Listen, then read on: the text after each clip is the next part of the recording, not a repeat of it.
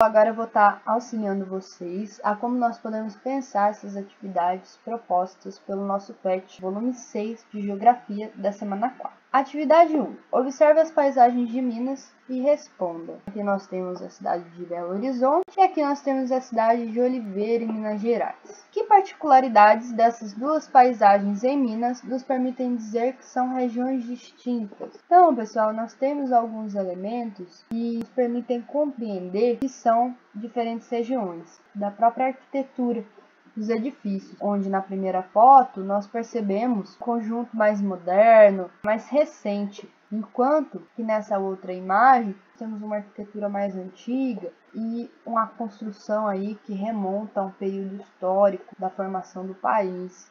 Mas nós também temos outras particularidades, como por exemplo, aqui nós vemos uma cidade muito mais verticalizada, com a concentração grande de prédios, de edifícios, enquanto que aqui nós temos uma concentração menor. Qual paisagem poderia ser atribuída a uma região com tradições mineiras preservadas?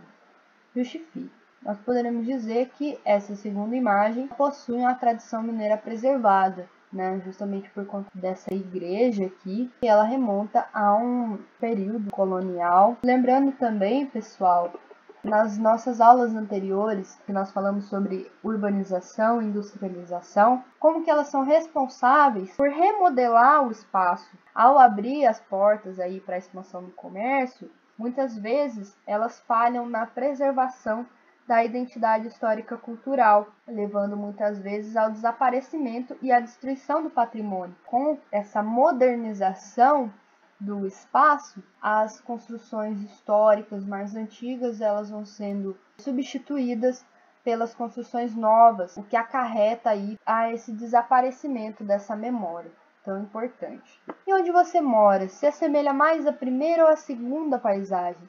Qual semelhança pode ser destacada?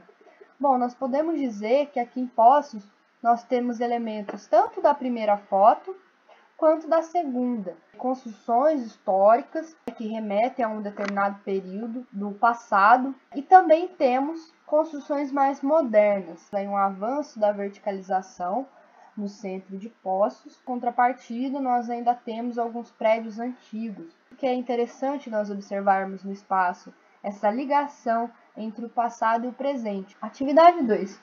Observe a chave. Chico, esse seu dicionário português mineirês tem uma seção de frases úteis? Claro, ele dá dicas de como se informar sobre pontos turísticos, por exemplo. Suponha que você quer saber aonde está e onde pegar a condução mais próxima. Basta dizer, Nossa Senhora, onde eu tô? Onde que é o ponto de ônibus mais pertinho? Então, essa charge, pessoal, demonstra essa regionalidade mineira através do nosso modo de falar. A intenção do exercício é fazer vocês elaborarem uma charge com outro exemplo, ilustrando a nossa mineridade, por exemplo. Então, nós falamos de muitas coisas durante a nossa aula, como, por exemplo, a produção do queijo, a viola caipira, congadas, o jongo, capoeira, a linguagem dos sinos. Poços, nós temos a nossa festa de São Benedito, considerada aí um patrimônio também. Então, nós podemos citar muitos exemplos que foram apresentados na nossa aula. Atividade 3. De acordo com o texto sobre ecoturismo e a imagem acima, quais são os pontos positivos e negativos na prática de ecoturismo? Quais são suas sugestões para que o ecoturismo seja sustentável e não impeça que as futuras gerações possam conhecer nossas cachoeiras, reservas e parques? O ecoturismo é um segmento da atividade turística que utiliza de uma forma sustentável o patrimônio, ou deveria utilizar, e que incentiva a sua conservação e busca a formação de uma consciência ambientalista por meio da interpretação do ambiente, promovendo o bem-estar das populações. Isso é maravilhoso. Mas nós percebemos que há alguns impactos negativos relacionados a essa prática. Estão, a princípio, relacionados aos danos potenciais ao meio ambiente e à comunidade, e também aos benefícios socioeconômicos. Percebemos através dessa imagem aqui, na teoria nós temos aí uma prática totalmente sustentável, totalmente cuidadosa, e aqui essa imagem ela mostra justamente o contrário, uma prática incorreta, né, uma relação defeituosa aí com a natureza.